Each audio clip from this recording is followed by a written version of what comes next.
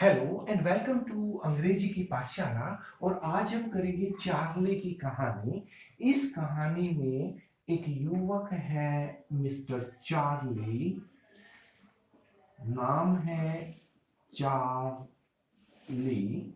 और ये जाता है एक डॉक्टर के पास। डॉक्टर का नाम है सैम। और चार्ली के साथ इनकी वाइफ भी है। उनका नाम नहीं दिया गया इसलिए वो वाइफ ही रहेगा। और ये हमारा बिल्कुल पहला सीन है। जैसे ही कहानी प्रारंभ होती है, चार्ली और उसकी वाइफ एक डॉक्टर के पास जाते हैं। डॉक्टर का नाम है डॉक्टर सैम, लेकिन ये वास्तव में इनका दोस्त ही होता है। अब दोस्त है तो बिल्कुल खुल के आपस में बात करते हैं। क्या बात होती है? चार्ली कहता है कि मैं अपनी जॉब के लिए न्यूयॉर्क, अमेरिका की ग्रैंड सेंट्रल स्टेशन, स्टेशन का नाम है ग्रैंड। ग्रैंड मीन्स बड़ा बड़ा स्टेशन जो न्यूयॉर्क का था, क्योंकि बड़े शहरों में कई कई स्टेशन होते हैं। ग्रैंड सेंट्रल, सेंट्रल मीन्स जो बिल्कुल सेंटर में था, बीच में था स्टेशन से। और अपनी गेल्सबर्ग आना जाना लगा रहता है। मैं जनरली आपने देखा होगा कि जमीन के ऊपर ही बिल्डिंग होती हैं। आपका घर है एक मंजिल का, दो का, तीन का। लेकिन बड़े शहरों में जैसे दिल्ली में आपने मेट्रो देखा होगा कि रोड है पूरा बड़ा, रोड के नीचे ही रेलवे स्टेशन बना दिया अंडरग्राउंड। तो कहते हैं कि ग्रैंड सेंट्रल के नीचे पहली मंजिल से मैं अक्सर अपनी ट्रेन पकड़ता था और ट्रेन से चला जाता था, आ जाता था। अब एक दिन क्या हुआ, ऑफिस में देर तक काम करने के कारण he missed his train from level one. मंजिल को इन्होंने कहा है लेवल। पहले लेवल की ट्रेन छूटने के कारण वो और नीचे चला जाता है दूसरे लेवल पर। मीन्स जमीन के नीचे दूसरी मंजिल, अंडरग्राउंड टू, जिसको कई बार आपने अगर लिफ्ट में देखा हो मॉल्स में, तो -1 या -2 भी कह देते हैं। तो आप इसे लेवल 2 कहिए, -2 कहिए, या अंडरग्राउंड सेकंड बिल्डिंग कहिए, सेकंड स्टोरी कहिए, एक ही बात है। तो सेकंड स्टोरी की ट्रेन भी उस दिन जा चुकी थी। ना ये पहली ट्रेन मिलती है, ना ये दूसरी ट्रेन मिलती है। तो चार्ली कहता है कि मुझे एक रास्ता दिखाई देता है, और मैं उस रास्ते पर जब चलता हूं तो रास्ते पे चलते चलते मुझे एक और मंजिल दिखाई देती है, दैट इज लेवल 3 या -3।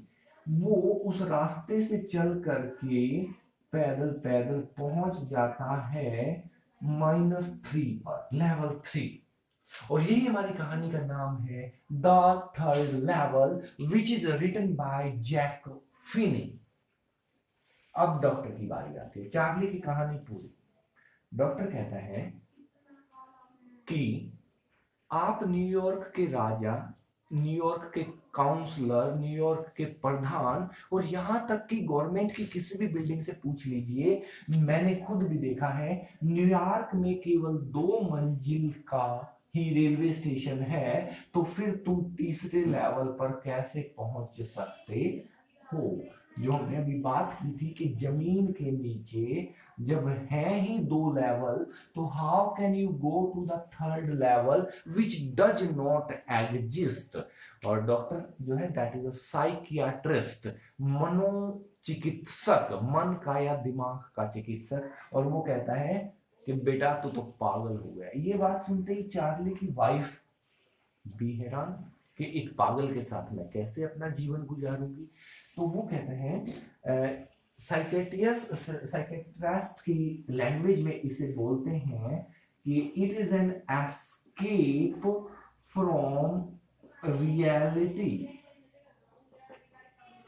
रियलिटी क्या है कि आजकल मॉडर्न जमाने में बहुत ज्यादा टेंशन हो गई है, बहुत फास्ट लाइफ हो गई है। तो कई बार आदमी अपने आप को शांति तलाश करने के लिए अपने आप को कहीं और ले जाता है, दूसरी चीजों में अपना मन भटकाने लगता है। जैसे कई दोस्त भी बताते हैं कि फॉर एग्जांपल स्टैम्प कलेक्शन। और ये चार्ली भी करता था कि चार्ली तो वैसे ही पागल है, ये डाकघर की टिकट भी इकट्ठा करता है। अब डाकघर की टिकट क्या होती है कि suppose this is a post office, और पोस्ट ऑफिस में जो हम चिट्ठियां डालते हैं,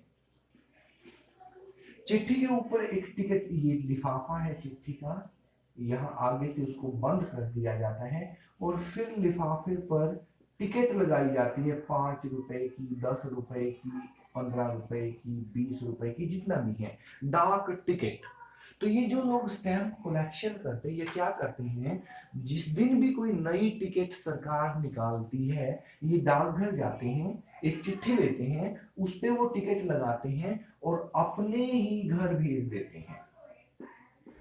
अब वो चिट्ठी जो है घूम फिर के उनके खुद के घर आ जाती है, तो उनके पास वो टिकट भी साथ में आ जाती है, और इस टिकट के साथ डाकघर की स्टैंप भी लगी होती है कि ये टिकट किस तारीख को इस डाकघर से निकली है। This known as stamp collection.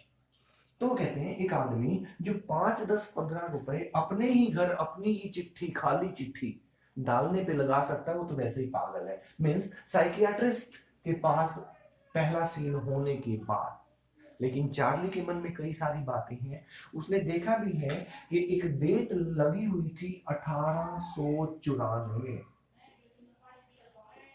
और जून का महीना था। ऐसे स्टैंप वो देखता है, वो देखता है तो क्या होता है कि जब वो इस थर्ड लेवल पे, तीसरी मंजिल पे होता है, टिकट लेने की कोशिश करता है, तो टिकट विंडो पर जो आदमी होता है, he says this money is not accepted. और जो उसने टिकट लेने के लिए फार्म भर रखा था, वो फार्म भी छोटा सा था, मॉडर्न जमाने का। वो कहते हैं कि नहीं, हमारे जमाने में 1894 में बड़े फार्म पर टिकट मिलेगी और पुराने जमाने के पैसे चलेंगे। और वो इवन पुलिस को भी बुला लेता है कि नकली नोट दिखाता है, क्योंकि 1894 वालों को 2000 या 2000 के बाद वाले, जैसे आजकल 2020 चल रहा है, 2020 के नोटों का 1894 के लोगों को क्या पता। Means he has gone back in the 19th century, जैसे टाइम मशीन होती है। कई बार फिल्मों में आपने देखा होगा कि कई बार आदमी आज से 100 साल आगे की बातें करने लगता है, कई बार 100 साल पीछे की करना, तो ये लगभग 100 साल पीछे चला जाता है। लेकिन ये हैरान था, एक दिन ये अपनी वाइफ को लेके जाता है कि आओ मैं तुम्हें भी दिखाता हूं तीसरा लेवल। लेकिन इसके लिए उसे चाहिए पुराने जमाने के पैसे। तो ये बैंक जाता है, आज के पैसे जमा कराता है और काफी नुकसान झेल कर भी पुराने पैसे ले लेता है। और जब वाइफ को लेके जाता है तो he does not find any third level, क्योंकि थर्ड लेवल तो था ही नहीं। चाहे किसी भी गवर्नमेंट ऑफिसर से पूछ लो, तीसरी मंजिल जब बनाई नहीं गवर्नमेंट ने, तो आएगी कहां से। This was a wonderful story of the third level written by Jack Finney, which is imaginary as well. That is all for today. Thank you very much.